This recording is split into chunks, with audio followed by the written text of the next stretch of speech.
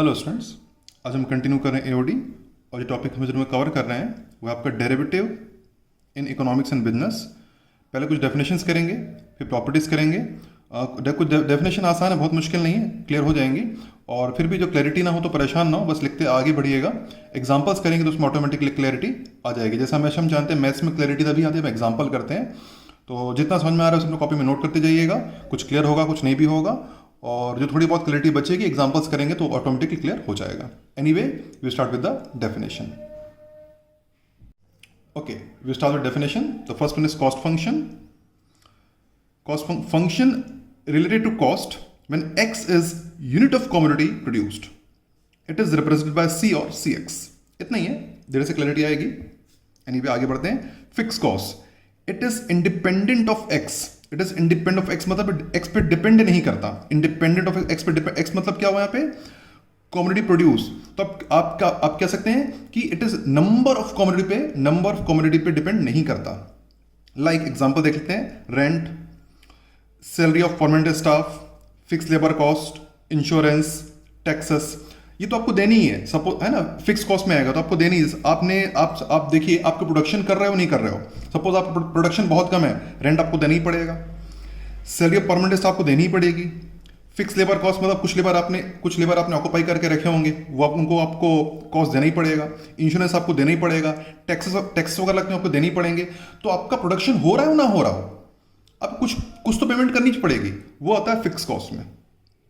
फिर एक आता है वेरिएबल कॉस्ट में, ये डिपेंड करता है। तो इट डिपेंड्स अपॉन एक्स। ये वेरिएबल डिपेंड अपॉन एक्स मतलब ये डिपेंड करेगा कि आप कितनी ज्यादा या कितनी कम कमोडिटी प्रोड्यूस कर रहे हो, ये प्रोडक्शन पे डिपेंड करेगा।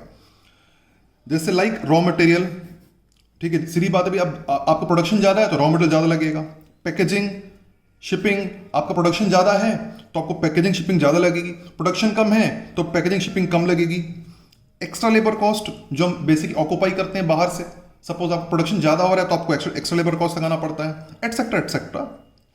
तो कुल मिला के दो चीजें होती हैं जब भी हम प्रोडक्शन करते हैं। कुछ होते हैं फिक्स कॉस्ट होते हैं, कुछ वेरिएबल कॉस्ट होते हैं। फिक्स आपको देना ही पड़ता है भले आपको प्रोडक्शन हो या ना हो।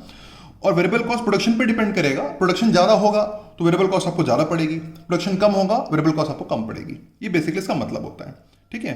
तो इसको हम ऐसे प्रेजेंट करते हैं। टोटल कॉस्ट को cx लिखते हैं, इससे cx में सी भी लिखते हैं, cx दोनों चलता है, c और cx। Total cost is equals to total fixed cost plus total variable cost. तो ये कॉस्ट फंक्शन कह सकते हैं। तो cost function is equal to total fixed cost plus total variable cost मिला के हमारा कॉस्ट फंक्शन बनता है। इसको टीसी भी लिखते हैं, टीसी भी total cost is equals to total fixed cost plus total variable cost, है ना। एक एग्जांपल बताता हूं, जैसे एक एग्जांपल समझिएगा। Suppose cx is equals to हमारा cx equal to 7 plus 2x square, एक कॉस्ट फंक्शन। तो यहाँ पे ये 7 है, ये होगा आपका फिक्स कॉस्ट, ये होगा आपका वेरिएबल कॉस्ट होगा। इट इज फिक्स मतलब 7 तो आपको लगना ही लगना है ना। आप भले कुछ भी नहीं बनाओ मतलब आप x0 बना रहे हो, कुछ भी नहीं बना मतलब x आपका क्या है, आपने कोई कम्युनिटी नहीं बनाई, जीरो बनाई। तो c0 कितना हो जाएगा, c0 रख दीजिए तो यहाँ जाएगा 7, ये हट जाएगा। 7 प्लस 0 आंसर कितना आ गया, 7 हो गया। मतलब भाई आपने कुछ भी नहीं बनाया तब भी 7 रुपये तो आपको पड़ेगा ही पड़ेगा। ये आपको हो गया फिक्स कॉस्ट। वेरिएबल कॉस्ट इस पर डिपेंड करे आप कितनी ज़्यादा चीज़ें बना रहे हो, है ना। सपोज आपको जो रिलेटेड भी आप कम्युनिटी आपकी 5 बन रही, 5 कम्युनिटी आप बना रहे हो, तो C5 cost of 5 community you can say 7 plus यहाँ रख देंगे 5 रख देंगे, 5 का स्क्वायर 25 इंटू 250, तो आपको टोटल 57 रुपीज़ का कॉस्ट पड़ेगा। इसमें 7 ये आपका फिक्स है और ये आपका वेरिएबल है, ठीक है। इतनी बात हल्की सब क्लियर हुई होगी, है ना। और इसको इसका एक ग्राफ के में भी रिप्रेजेंट करते हैं, इसको नॉलेज के लिए है, बहुत ज़्यादा यूटिलिटी नहीं है फिर भी। सपोज मान के चलिए आपकी यहाँ पे ये आपकी एक्स एक्सिस है, ये आपकी वाई एक्सिस है, ठीक है। ये आपका हो गया 0। यहाँ पे हम यहाँ लिखते हैं नंबर ऑफ कमोडिटी, लिखते हैं नंबर ऑफ कमोडिटी,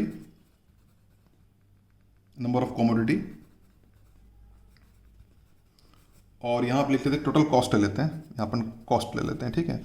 तो जो फिक्स कॉस्ट है बेसिकली एक उसकी फिक्स्ड कॉस्ट आपकी एक स्ट्रेट लाइन बनती है, फिक्स्ड कॉस्ट ऐसे स्ट्रेट लाइन आएगी। ये आपकी होगी टोटल फिक्स कॉस्ट, इसको हम लिखते हैं ऐसे लिखेंगे, हम कहेंगे आपका स्ट्रेट लाइन बनेगी आपकी टोटल फिक्स्ड कॉस्ट। इसका मतलब क्या हो, देखिए कम्युनिटी आपकी बढ़ती जा रही है ना। अब ये आपकी कम्युनिटी आप जो भी ये 0 हो गई, कुछ भी ले लो, 5, 10, 15, 20, 25, ये आपके फिक्स है, वो आपको देना ही देना है। रेंट आपको देना ही है, इंश्योरेंस आपको देना ही है, इस है ना, टैक्स आपको देना ही है, तो ये फिक्स कॉस्ट में आता है। तो या अगर आपका कमोडिटी बढ़ती भी जा रही है तो वो आपका मेंटेन रहेगा। फिर एक होता है आपका टोटल वेरिएबल कॉस्ट, ये total fix, total variable cost, total variable cost आपका बढ़ता जाता है, एक्चुअली ये बढ़ता जाएगा आपका, ये आपका होगा total variable cost. Total variable cost ये आपका जैसे जैसे आपकी कमोडिटी बढ़ती जाएंगी आपका टोटल वेरिएबल कॉस्ट बढ़ता जाएगा। जितनी ज़्यादा कमोडिटी आप बनाओगे, जितनी ज़्यादा चीज, जितना ज़्यादा प्रोडक्शन आपका होगा, कमोडिटी ज़्यादा मतलब जितना प्रोडक्शन ज़्यादा होगा उतना वेरिएबल कॉस्ट आपको ज़्यादा पड़ेगा। और दोनों को मिलाते हैं तब टोटल कॉस्ट बनता है। टोटल कॉस्ट दोनों, टोटल कॉस्ट यहाँ स्टार्ट होता है, एक्चुअली ये आपका टोटल कॉस्ट है, दोनों को ऐड करने पर आता है ये टोटल कॉस्ट। टोटल कॉस्ट ये भी इसका वो वेरिएबल कॉस्ट के पैरेलल आता है, ये आपको टोटल कॉस्ट पड़ता है। टोटल कॉस्ट ऑफ कोर्स बढ़ेगा जैसे जैसे हमारा नंबर प्रोडक्शन बढ़ता जाता है, टोटल कॉस्ट की वैल्यू आपकी बढ़ती जाती है। प्रोडक्शन आप बढ़ाते जाओगे टोटल कॉस्ट आपका बढ़ता जाएगा। और ये जो स्ट्रेट लाइन है जरूरी नहीं है, तो मैंने आप एक समझ के लिए स्ट्रेट लाइन बनाया है, पर जरूरी स्ट्रेट लाइन ये बेस ये कर्वेचर आता है इसमें, तो कर्वेचर भी हो सकता है, स्ट्रेट लाइन भी वो डिपेंड, क्वेश्चन पे डिपेंड करेगा कि कैसा है। तो दोनों हो सकता है, स्ट्रेट लाइन भी हो सकता है और ये कर्वी भी हो सकता है, दोनों कर्व भी हो सकता है, ठीक है। और ये मोर एक आपको अंदाजा होना चाहिए, और बहुत परेशान नहीं होंगे इसके लिए, इतनी बहुत ज़्यादा खास यूटिलिटी नहीं है, फिर भी हल्का सा अंदाजा होना चाहिए। चलिए आगे कुछ और डेफिनेशंस करते हैं, और जैसे मैंने कहा कि धैर्य के साथ डेफिनेशन लिखते जाइएगा, कुछ चीज़ें क्लियर होंगी भी, कुछ नहीं भी होंगी, परेशान नहीं होंगे, एग्जाम्पल करेंगे, it will be sorted. Next definition is demand function. Definition पढ़ते हैं। Demand function, function related to price per unit of commodity and number of units demanded of commodity, of course represented by P और P X. P क्या होता है? Price per unit of commodity. X क्या होता है? Number of units of demanded of course commodity. तो इसको ऐसे लिखते हैं, ये होता है इस तरह होता है, इसको पी भी लिखते हैं, पी एक्स भी लिखते हैं, दोनों लिखा जाता है, डिपेंड है, कुछ जगह आपको पी एक्स दिखेगा, कुछ जगह पी दिखेगा, एक्सेप्ट कर लीजिएगा, दोनों में फर्क नहीं पड़ेगा, as for the book and book पे डिपेंड करता है मेनली, है ना, बुक और ऑथर पे डिपेंड करता है। जैसे फॉर एग्जाम्पल पी, हाँ एक पी, हाँ एक्स का फंक्शन हो सकता है, ठीक है। एक छोटा सा एग्जाम्पल बताता हूँ समझने के लिए। और देखिए जैसे सपोज पी है, प्राइस पर यूनिट हो गया, सपोज हो गया 80 माइनस एक्स, और ये हो गया आपका नंबर ऑफ यूनिट्स डिमांडेड, है ना, कितनी यूनिट की डिमांडेड है, ठीक है। तो बेसिकली यहाँ पे एक कॉमन सेंस है कि थोड़ा सा अगर देखिए, मान के चलिए प्राइस जब डिमांड और प्राइस उल्टी होती है ना, प्राइस कम होती है तो डिमांड ज़्यादा होती है, प्राइस ज़्यादा डिमांड कम हो जाती है ना, एक खास चीज़ की। अब सपोज मान के चलते हैं, यहाँ पे हम ले लेते हैं सपोज एक्स, हम 10 ले लेते हैं, एक्स हमने 10 ले लिया, ठीक है। तो पी कितना आ जाएगा? 70 आ जाएगा। पी कितना जाएगा? 70। इसको प्राइस दे लेते हैं 70 रुपीज़। का मतलब ये हुआ कि प्राइस अगर आपकी 70 है ना, 10 रखेंगे तो प्राइस अगर आपकी 70 है तो आपके जो प्रोडक्ट आप कह सकते हैं कि 10 ऑब्जेक्ट्स की डिमांड आपकी 10 यूनिट्स की आपकी डिमांड है, ठीक है।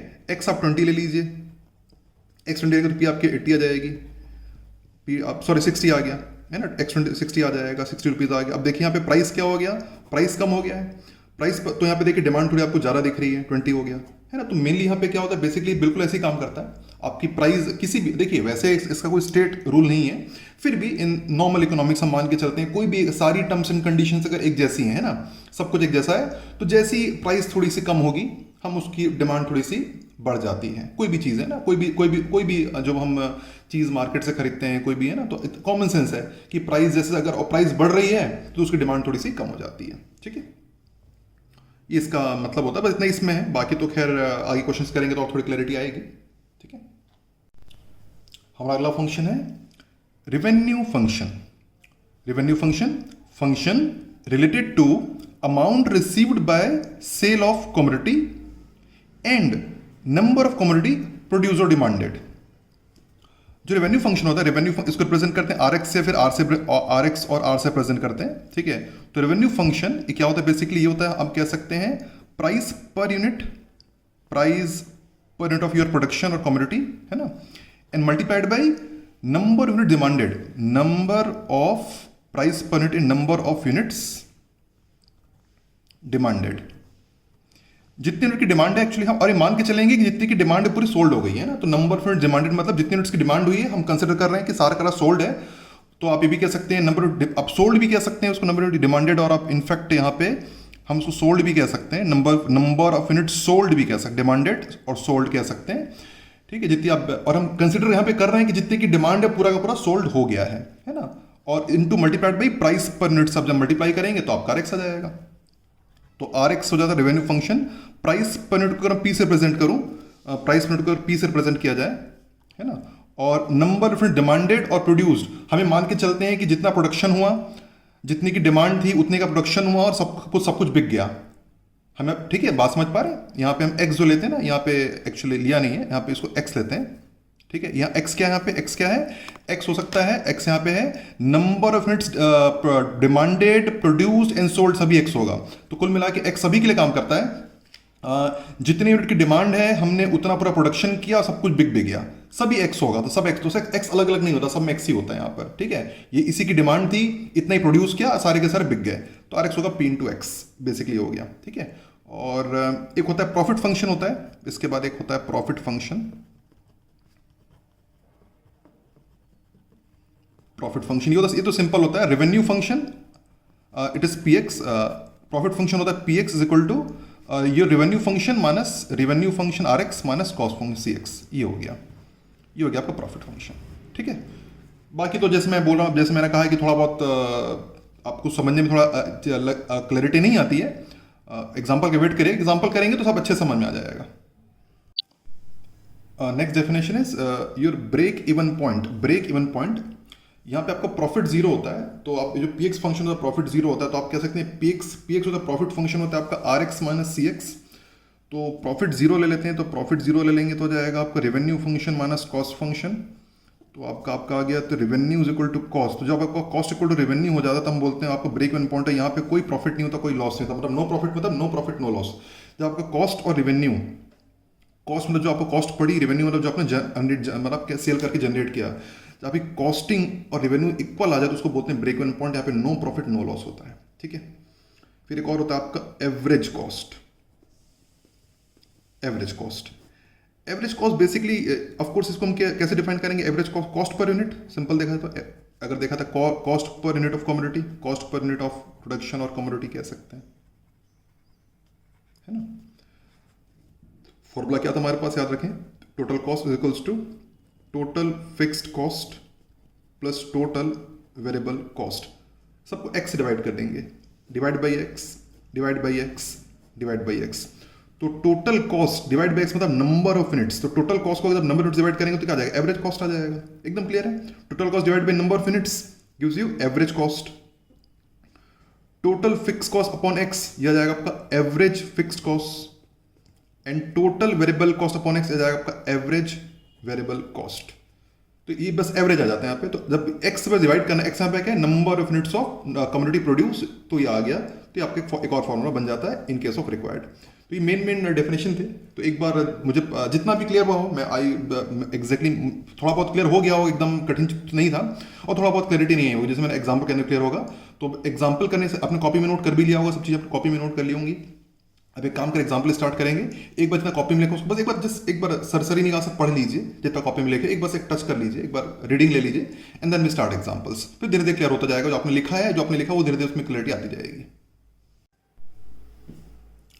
पहला क्वेश्चन करेंगे, the cost function of a commodity is given by C X equal to 3 plus 2x minus X square by 4 rupees when 4 units are produced, find total cost, total fixed cost, total variable cost and average cost।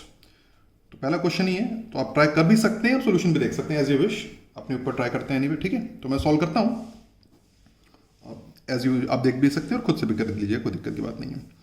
यह mean ये कि when 4 units are produced मतलब x की value आपकी 4 है, तो total cost, ये आपको टोटल कॉस्ट है, तो यहाँ पे सी एक्स से 4 रख देते हैं। तो पहला जो सोल्यूशन है C4 रख देते हैं, ये जाएगा 3 प्लस यहाँ रख दिया 4, तो आपका 8 हो गया, माइनस ये हो गया 4 स्क्वायर 16 बाई 4, तो हो गया आपका 7 आ जाएगा, 7 रुपीज़। तो आपको टोटल कॉस्ट हो गया, मतलब जब बेसिकली आपको जो प्रोडक्शन अगर 4 यूनिट्स का है तो आपको 7 रुपये का टोटल कॉस्ट पड़ेगा। ठीक है, total fix cost, total fix cost मतलब आप कुछ भी, आप बेसिकली यहाँ पे हम एक्स को 0 रख देते हैं। ये पहले निकल गया तो आपका टीसी निकल गया, टी जो टीसी ना, टोटल कॉस्ट आ गया आपका 4, टोटल कॉस्ट आपका आ गया, सॉरी 7 रुपीज़। आइए कंटिन्यू करते हैं। टोटल फिक्स, वैसे तो देखिए ये नंबर जो ये दिखता है साफ साफ 3 है, यही एक्चुअल फिक्स कॉस्ट होता है जो एक्स से इंडिपेंडेंट होता है। वैसे तो सीधा अपन 3 लिख सकते हैं, बट अगर लॉजिकली करें तो हम कह सकते हैं टोटल फिक्स कॉस्ट हुआ जब प्रोडक्शन 0 है आपका, तो जो कॉस्ट पड़ेगी, है ना। तो एक्स को 0 रख देते हैं, सेकेंड केस के लिए हम एक्स को 0 रख देते हैं। एक्स 0 रखेंगे तो यहाँ जाएगा आपका C0, तो ये तो आपका 3 प्लस 0 आ जाएगा, बाकी तो 0 हो जाएगा, 0 हो गया। ठीक है, तो आंसर आ गया आपका 3 रुपीज़, ये आपका फिक्स कॉस्ट पड़ेगा। तो ये बेसिकली रिप्रेजेंट करता है कि जब जीरो प्रोडक्शन है तो जो कॉस्ट पड़ रही है आपकी वो आपकी फिक्स कॉस्ट आएगी। तो आप कह सकते हैं कहते total fixed cost is 3 rupees. और बेसिकली वो जो वही टर्म होता है जो एक्स से इंडिपेंडेंट होता है वही आता है फाइनली आंसर। सीधा देख के भी लिख सकते हैं, लेकिन फिर भी मैंने डिटेल में आपको बता दिया। बात करते हैं टोटल वेरिएबल कॉस्ट। ये जो वेरिएबल है ये आपको ये टोटल वेरिएबल कॉस्ट होगा, ये होगा टोटल वेरिएबल कॉस्ट। तो आप कह सकते हैं आप टोटल वेरिएबल कॉस्ट का जो फंक्शन है वो आपके फंक्शन लिख लेते हैं। ये जो इसको हटा 3 को हटा दीजिए, तो 2x माइनस एक्स स्क्वायर ये आपका वेरिएबल कॉस्ट का फंक्शन है। और आपको यहाँ पे कहाँ पे निकालना है एट 4 यूनिट्स, तो at X equal to 4, at X equals to 4। तो टोटल वेरिएबल कॉस्ट 4 रख देंगे तो आपका 8, और ये हो जाएगा 4 रखेंगे तो 16 में 4 आ जाएगा, तो आ गया 4 रुपीज़। तो आपका वेरिएबल कॉस्ट आपका टोटल वेरिएबल कॉस्ट आपका 4 रुपीज़ आ गया। ठीक है, और आप देखेंगे दोनों ऑफ कोर्स ये 3 हो गया, 3 + 4 आपका आ गया 7। Fix cost plus variable cost equal to total cost. And find average cost. Average cost तो सीधी बात है, टोटल कॉस्ट डिवाइड बाई, तो एवरेज कॉस्ट जो होता है एवरेज कॉस्ट होता है total cost divided by number of units produced sold, जो कि ये है ना यहाँ पे फिलहाल प्रोड्यूस्ड है। तो एवरेज कॉस्ट देखो total cost divided by number of units produced. तो एवरेज कॉस्ट टोटल कितनी कॉस्ट पड़ी थी हमको, टोटल कॉस्ट पड़ी थी 7 रुपये, 7 रुपीज़ डिवाइडेड बाई कितने यूनिट्स हमने बनाए, 4 यूनिट हमने बनाए, तो 1 यूनिट की कॉस्ट कितनी पड़ी, तो एवरेज कॉस्ट आ जाएगा 7 आप 13/4 भी कह सकते हैं, 13/4 पर यूनिट्स। तो 1 यूनिट एवरेज कॉस्ट मतलब कॉस्ट ऑफ 1 यूनिट, तो 1 यूनिट की कॉस्ट आपकी 13/4 रुपीज़ आएगी, और total cost of 4 unit becomes of course 7 rupees. तो आपका आ जाएगा average cost of 1 unit 13/4 rupees. तो सिंपल सा एक एग्जांपल था क्लैरिटी के लिए, it's not much worth for exam point of view. आगे करेंगे ऐसे क्वेश्चंस, बट हाँ समझने के लिए शुरुआत के लिए क्वेश्चन ठीक है कि हल्का सा क्लैरिटी है हम किस डायरेक्शन में जा रहे हैं, और अब थोड़ा सा उन क्वेश्चन में मूव करते हैं जो हम एग्जाम पॉइंट ऑफ हम फेस करने वाले हैं। अगले क्वेश्चन प्रयास करते हैं। It is known that cost of producing 100 unit of commodity is ₹250 and cost of producing 200 unit of commodity is ₹300. Assuming that average variable cost is constant, find the cost function. तो चलिए question note करिए, video को pause करके खुद से प्रयास करके देखिए। इवन तो पहले दूसरा क्वेश्चन ही है, थोड़ा मुश्किल पड़ेगा बट फिर भी लेकिन हो जाए, ट्राई करके देखिएगा एक बार। Anyway I move to the solution. ठीक है, आप देखिए किस तरह कर सकते हैं और करना चाहिए। स्टार्टिंग से करते हैं। Average variable cost is constant जो दिया हुआ है, हमें दिया average variable cost is constant. Constant मतलब आप ए ले लेते हैं, कोई भी कांस्टेंट, यहाँ पे ए कांस्टेंट है, ए इज अ कांस्टेंट, ए कोई भी कांस्टेंट हो गया ना। ठीक, हमको पता है कि एवरेज वेरिएबल कॉस्ट क्या होता है, ये होता है टोटल, है ना, total variable cost divided by number of units produced is equals to A. ठीक, यहाँ पे एक्स क्या होगा, एक्स होगा नंबर ऑफ यूनिट्स प्रोडक्शन, है ना, number of units of commodity produce, number of units of commodity produced.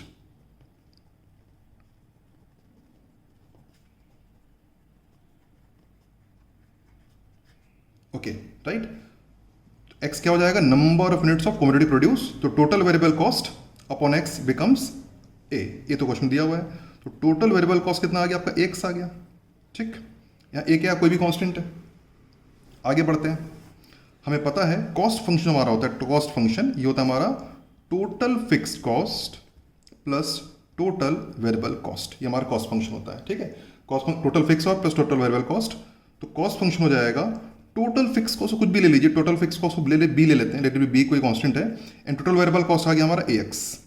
यहाँ पे x क्या है, x है नंबर ऑफ कमोडिटी प्रोड्यूस्ड। ठीक, a any constant, b any constant. Okay, अब चलते हैं डेटा जो क्वेश्चन में दिया हुआ है। क्वेश्चन में क्या दिया हुआ है, क्वेश्चन में दिया हुआ है, यहाँ से बाकी इधर कंटिन्यू कर लेते हैं। अब यहाँ सुना लेते हैं, देखिए यहाँ पे दिया हुआ है the cost of producing 100 units of commodity is ₹250। आपको कह रहा है कि जब आपने कितना प्रोडक्शन किया, 100 यूनिट, आपका जब x आपका 100 है, जब आपने कितना x आप प्रोडक्शन कितना 100 का है कमोडिटी, देन कॉस्ट इज 250। तो आपको जो कॉस्ट है, टोटल कॉस्ट आपकी कितनी पड़ रही है, कॉस्ट आपको पड़ रही है 250 की पड़ रही है। And cost of producing 200 units of commodity is ₹300। जब आप प्रोड्यूस कितना कर रहे हो, आप प्रोड्यूस कर रहे हो 200 प्रोड्यूस कर रहे हो, नंबर ऑफ यूनिट्स प्रोड्यूस कर रहे हो, तो टोटल कॉस्ट कितना पड़ रहा है, कॉस्ट आपको पड़ रहा है 300 पड़ रहा है, आपको 300 कॉस्ट पड़ रहा है। ठीक है, प्रोडक्शन आपका 100 का है, 100 यूनिट्स का है, तो कॉस्ट आपको पड़ा 250। प्रोडक्शन आपका 200 का है, तो कॉस्ट आपको पड़ा 300। तो उसको हम यहाँ पे यूज कर लेते हैं। यहाँ पुट कर दीजिए।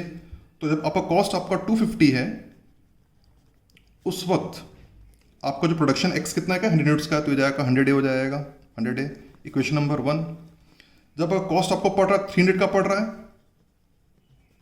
उस वक्त आपका प्रोडक्शन कितने यूनिट्स का है, 200 यूनिट्स का प्रोडक्शन है, तो ए ये हो जाएगा आपका 200। ठीक। इक्वेशन नंबर 2 सॉल्व कर लेंगे दोनों को।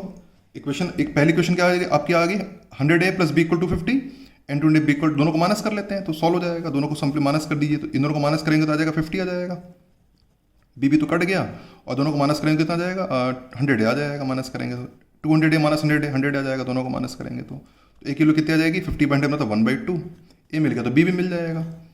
यहाँ पुट कर देते हैं, तो 250 is equals to B plus यहाँ पुट कर देंगे 1/2 तो 50 आ जाएगा।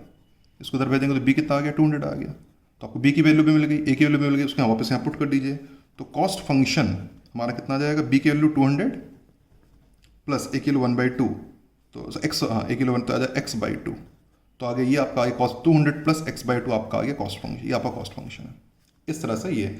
अब इसमें आप चेक करके देखिएगा, यहाँ पुट ऐसे जस्ट आंसर तो आ गया, जस्ट ये आपका क्वेश्चन खत्म हो गया है ना। जस्ट वेरिफिकेशन के लिए एक्स यहाँ पुट करके देखिए 100, जब 100 पुट करेंगे तो यहाँ पुट कर 100/2 50 से एड कर दिए तो कॉस्ट कितना आ जाएगा, कॉस्ट आ जाएगा आपका 250 आ जाएगा। राइट। एक्स आप पुट कर दीजिए 200, एक्स 200 पुट कर दीजिए तो कॉस्ट कितना आ जाएगा, 200 पुट करेंगे तो 200/2 100, 100 प्लस 200 300, तो कॉस्ट आपका आ गया 300। उम्मीद करता हूँ बात आपको समझ में आई होगी किस तरह हमारा कॉस्ट फंक्शन हमारा काम करता है। तो जब आपने प्रोडक्शन आपका 100 का था तो आपको 250 कॉस्ट पड़ी, प्रोडक्शन आपको 200 का हो गया, आपको 300 कॉस्ट पड़ी। जस्ट फॉर क्लैरिटी, उम्मीद करता हूँ बात क्लियर होगी। और अब आप थोड़ा सा पिक्चर क्लियर हुआ होगा कि हाँ किस तरह में से यूज़ करते हैं। और जैसे मैंने बोला था कि धीरे धीरे क्लैरिटी होगी, तो थोड़ा सा आप समझ में आया होगा, और जैसे क्वेश्चन आप बनाते जाएंगे क्लैरिटी धीरे धीरे बढ़ती जाएगी आपकी। अगला क्वेश्चन प्रयास करते हैं। For a commodity demand function is px equal to 150 minus x/3 and cost function is cx equal to 200 plus 30x। Find profit if 300 units are produced and sold. चलिए क्वेश्चन नोट करिए, video को pause करें, खुद से एक बार प्रयास करिए। उम्मीद करता हूँ हमने प्रयास किया होगा। चलिए सोल्यूशन पे चलते हैं, देखते हैं हम किस हद तक इसको जस्टिफाई कर पाए। बात यहीं से स्टार्ट यहाँ से करते हैं। एक्चुअली एक्स क्या है यहाँ पर, एक एक्स लेते हैं, let it be, let X units are demanded. इतनी की डिमांड थी, मान के चलते हैं डिमांडेड, इतना हमने प्रोड्यूस किया, also produced and also sold. मतलब एक्स यूनिट की डिमांड थी, उतना हमने प्रोड्यूस भी किया और हमने पूरा कवर भेज दिया, मान के चलेंगे एक्स, सब में एक्स लेंगे, ठीक है। एनीवे कमोडिटी की बात कर रहे हैं। अब बात करते हैं प्राइस की। तो देखिए ये जो होता है डिमांड फंक्शन, जो होता है यहाँ पे आप देख पा रहे हैं डिमांड फंक्शन ये रिप्रेजेंट करता है प्राइस पर यूनिट को रिप्रेजेंट करता है। चाहे पी बोलिए पी एक्स बोलिए, मैंने आपको बताया था ये क्या रिप्रेजेंट करेगा, प्राइस पर यूनिट। पी भी लिखते हैं, पी एक्स भी लिखते हैं, तो प्राइस पर यूनिट है। तो आर एक्स होता है रेवेन्यू फंक्शन। आर एक्स क्या होता है, रेवेन्यू फंक्शन। जितना हमने जनरेट किया, जितना हमने अर्निंग जनरेट की, रेवेन्यू फंक्शन होता है आपका price per unit into number of units of commodity, of course number of units of commodity ये होना चाहिए, ऑफ कोर्स, है ना। प्राइस पर units into number of units. तो प्राइस पर यूनिट कितना होगा, प्राइस पर यूनिट ये है 150, जो पी में पी एक्स में पी बोलिए पी एक्स बोलिए, तो डिमांड फंक्शन था 150 माइनस x/3 आपका प्राइस पर यूनिट होगा। तो 150 माइनस x/3 आपका प्राइस पर यूनिट हो गया, into number of units, of course x, ये नंबर ऑफ यूनिट्स है, इट इज डिमांडेड और प्रोड्यूस्ड। तो ये हो गया आपका रेवेन्यू फंक्शन, जितना आपने रेवेन्यू जनरेट किया। कॉस्ट फंक्शन क्वेश्चन में दिया हुआ है, ये आपको दिया हुआ है। सीधा प्रॉफिट फंक्शन निकाले, सी एक्स क्वेश्चन में दिया हुआ है, कॉस्ट फंक्शन में दिया हुआ है, लिख ही लेते हैं। 200 प्लस 30x दिया ही हुआ है, यहाँ पे x ऑफ कोर्स प्रोड्यूस होगा। अब लगा लेते हैं प्रॉफिट फंक्शन। तो प्रॉफिट फंक्शन होगा revenue function minus cost function. Revenue मतलब जितना जनरेट किया और जितना और अर्निंग, और कॉस्ट फंक्शन। तो रेवेन्यू आपने कितने जनरेट किया, ये आपकी रेवेन्यू है, दैट इज, इसको मल्टीप्लाई कर देते हैं 150x माइनस x²/3 आपका रेवेन्यू जनरेट हुआ, माइनस कॉस्ट फंक्शन है आपका 200 प्लस 30x। दोनों को डिफरेंस निकाल लेते हैं। तो प्रॉफिट फंक्शन आ गया आपका, प्रॉफिट फंक्शन आपका आ गया माइनस करेंगे तो ओपन कर लेते हैं 150x minus X square by 3 minus 200 minus 30x। Solve करने पर 120x minus X square by 3 minus 200, ये आ गया आपका प्रॉफिट फंक्शन। यहाँ पे x क्या है? Number of unit produced, demanded और सोल्ड सभी। और हमें कितने यूनिट के लिए निकालना है प्रॉफिट? हमें निकालना है 300 यूनिट्स आर प्रोड्यूस्ड, तो हमें निकालना है प्रॉफिट ऑफ 300 यूनिट्स। तो बस वैल्यू रख दें, तो 120 इंटू 300 माइनस 300 का स्क्वायर एंड इट इज़ 200। तो यहाँ पुट करेंगे तो जाएगा आपका 36,000, ये हो जाएगा आपका 30,000 और ये हो जाएगा आपका 200। माइनस करने पर आ जाएगा 5,800 रुपीज़। इतने का प्रॉफिट होगा अगर हमने 3 यूनिट्स प्रोड्यूस की है, तो 5,800 रुपीज़ का प्रॉफिट हमें होगा। उम्मीद करता हूँ आपको सोल्यूशन क्लियर होगा और अब धीरे धीरे आपकी क्लैरिटी आपकी बढ़ रही होगी। अगला क्वेश्चन प्रयास करेंगे। The fixed cost of a new product is ₹18,000। The variable cost per unit is ₹550। If the demand function is px is equal to 4,000 minus 150x, find break even point of the function। Question note करें, video को pause करें, खुद से प्रयास करें। उम्मीद करता हूं आपने प्रयास किया होगा। चलिए सोल्यूशन पे चलते हैं। तो पहले x को डिफाइन कर लेते हैं। x यहाँ पे क्या होना चाहिए? x होना चाहिए number of units of commodity, है ना, number of units of commodity produced, demanded and sold, सभी, है ना। जितने की डिमांड हुई उतना प्रोडक्शन हुआ और सभी को हमने बेच दिया, ऐसा मान के चलेंगे। स्टार्ट करते हैं कॉस्ट फंक्शन से। जो कॉस्ट फंक्शन होता है हमारा total fixed cost plus total variable cost. Total fixed cost question में दिया हुआ है, fixed cost is product of 18,000, तो ये 18,000 हो जाएगा। टोटल वेरिएबल कॉस्ट दिया है, the variable cost per unit is 550, per unit is 550, तो टोटल हमने x यूनिट्स प्रोड्यूस किया हुआ है, तो ऑफ कोर्स x इंटू 550 हो जाएगा, ठीक। Price into number of units, ये हो गया आपका वेरिएबल कॉस्ट फंक्शन तो आपका बन गया। अब बात करते हैं रेवेन्यू फंक्शन बनाते हैं, ठीक है। डिमांड फंक्शन दिया हुआ है, डिमांड फंक्शन दिया हमें px equals to 4,000 minus 150x। Demand function का मतलब होता है price per unit. Demand function क्या मतलब होता है? Price per unit. तो ये p मतलब प्राइस पे, ये प्राइस पर यूनिट हो गया। तो रेवेन्यू जो होगा आपका, रेवेन्यू आप जो जनरेट करोगे वो क्या होगा? रेवेन्यू आप जो जनरेट करोगे वो होगा आपका price per unit multiplied by number of units demanded, number of units demanded कहेंगे, number of demanded. Price per unit question में दिया हुआ है, ये जो डिमांड फंक्शन में जो p की वैल्यू होती है इसी को यही प्राइस पर यूनिट होती है। तो प्राइस पर यूनिट हमारी 4,000 माइनस 150x, ठीक बात। डिमांड फंक्शन में जो p की जो वैल्यू होती है वही होती है प्राइस पर यूनिट। तो 4,000 minus 150x into number of units demanded x, तो हो गया आपका 4,000x माइनस 150x स्क्वायर, ये हो गया आपका रेवेन्यू। प्रॉफिट हुआ आपका रेवेन्यू माइनस कॉस्ट। रेवेन्यू कितना निकाला हमने? 4,000x minus 150x square minus cost, तो ये माइनस कर देंगे, तो माइनस कॉस्ट में जाएगा minus 18,000 and minus 550x minus कर दीजिए, तो फाइनली ये जाएगा 4,000 में से भी ये माइनस होगा तो आ जाएगा आपका पॉजिटिव हो जाएगा 3,450x minus 150x square minus 18,000, ये हो गया आपका प्रॉफिट फंक्शन, ठीक है। 3,450x minus 150x square minus 18,000। और हमें चाहिए ब्रेक इवन पॉइंट चाहिए। ब्रेक इवन पॉइंट का मतलब होता है नो प्रॉफिट नो लॉस, मतलब प्रॉफिट जीरो कह सकते हैं, जीरो प्रॉफिट भी कह सकते हैं। तो यहाँ जीरो आ जाएगा, तो जीरो नो फॉर ब्रेक हम लिख देंगे फॉर ब्रेक इवन पॉइंट, है ना। ब्रेक इवन पॉइंट के लिए प्रॉफिट जीरो हो जाएगा आपका 350x minus 150x square minus 18,000। बस इसको सॉल्व कर लीजिए, आपकी बात बन जाएगी। तो ये थोड़ा सिंप्लीफाई कर लेते हैं, इसको 150 से डिवाइड कर देते हैं, कॉमन या 150 कॉमन निकाल लेते हैं, बात देखिए। तो 150 सबसे डिवाइड करेंगे तो ये 23 टाइम्स कट जाएगा, 23x। ये 150 से तो पूरा कट ही जाएगा, और ये 150 से कटेगा तो आएगा 120। तो मैंने तीनों को 150 से डिवाइड कर दिया है, ठीक है। और that can be written as x² minus 23x plus 120 equal to 0।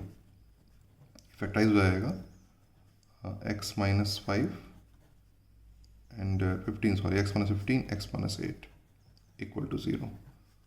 तो x इक्वल टू आ जाएगा 15 एंड x इक्वल्स टू 8। तो दो ब्रेक इवन पॉइंट होंगे, मतलब इसका मतलब ये हो, ब्रेक इवन पॉइंट का मतलब जब आपका नंबर, जब प्रोडक्शन आपका 8 यूनिट का हो या 15 यूनिट का हो, उस केस में आपको नो प्रॉफिट नो लॉस की कंडीशन आएगी। तो इसको ब्रेक इवन पॉइंट बोलते हैं। यहाँ पे नो प्रॉफिट नो, तो जब आप प्रोडक्शन कितना होगा, कमोडिटी का प्रोडक्शन 8 यूनिट होगा या 15 यूनिट होगा, उस तब 8-15 यूनिट होगा, तब हमें उस वक्त नो प्रॉफिट नो लॉस की कंडीशन मिलेगी। ये इसका आंसर था। होप आपको क्लैरिटी आई होगी। अगला क्वेश्चन प्रयास करेंगे। A company sells X units of commodity each day at ₹20 per unit. The cost of making is ₹15 per unit plus fixed charge is ₹300. Find profit function. Also find profit when 100 units are sold. Question note करिए, video को pause करिए, खुद से प्रयास करिए। उम्मीद करता हूं हमने प्रयास कर लिया होगा। चलिए सोल्यूशन पे चलते हैं, आंसर मिला लीजिएगा। स्टार्ट कॉस्ट से करते हैं। The cost of making is the cost function is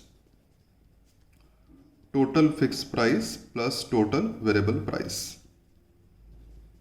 fix price is the cost of making is 15 rupees per unit plus fix charges ₹300। Fix charge हो गया 300 प्लस टोटल वेरिएबल कॉस्ट हो गया आपका 15 per unit हो गया, है ना। तो जाएगा 15x, और यहाँ पे x क्या है, ऑफ कोर्स x मैंने मेंशन कर देना चाहिए था मुझे पहले, ऊपर यहाँ पर मेंशन कर देना चाहिए था। x क्या होगा, number of units of commodity produced and sold.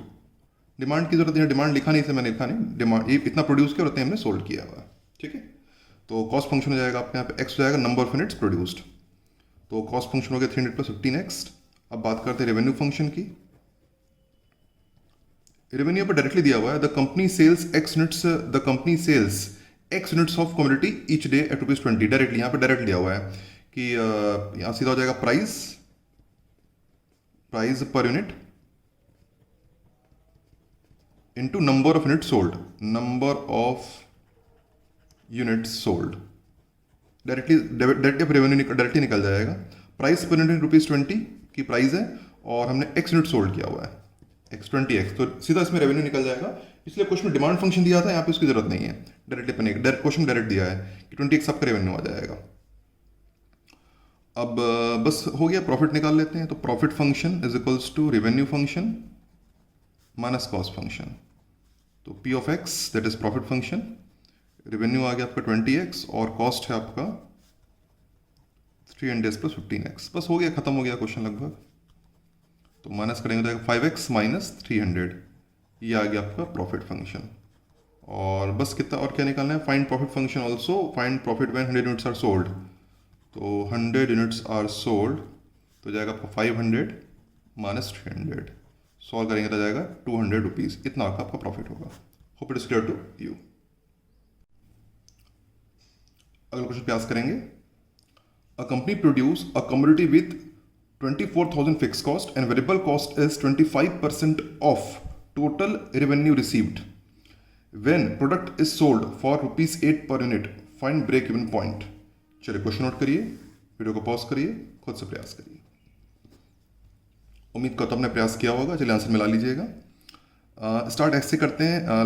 Late x B क्या है, एक्स होगा number of units of commodity, number of units produced and sold. यहाँ डिमांड की जरूरत नहीं थी, डिमांड नहीं लिखा कि डिमांड फंक्शन दिया नहीं तो मैंने डिमांड वर्ड यूज नहीं किया। एक्स हमने प्रोड्यूस भी कर रहे हैं और एक्स हम सोल्ड भी कर रहे हैं। पहले रेवेन्यू निकाल लेते हैं, रेवेन्यू कितना मिलेगा, रेवेन्यू डायरेक्टली दिया हुआ है। Product is sold for ₹8 per unit, तो आर एक्स क्या होगा, रेवेन्यू होगा आपका प्राइस पर यूनिट, है ना, price per unit into number of unit sold, number of unit sold. तो रेवेन्यू फंक्शन आपका होगा प्राइस पर यूनिट हो गया आपका 8 और नंबर ऑफ यूनिट सोल्ड होगा x यूनिट आपने सोल्ड किए हैं, तो 8x हो गया आपका रेवेन्यू फंक्शन, ठीक है। अब निकालते हैं कॉस्ट फंक्शन की बात करते हैं। कॉस्ट फंक्शन होता है हमारा total fixed cost plus total variable cost. Total fix cost question में दिया है 24,000 फिक्स कॉस्ट है, 24,000 फिक्स कॉस्ट है।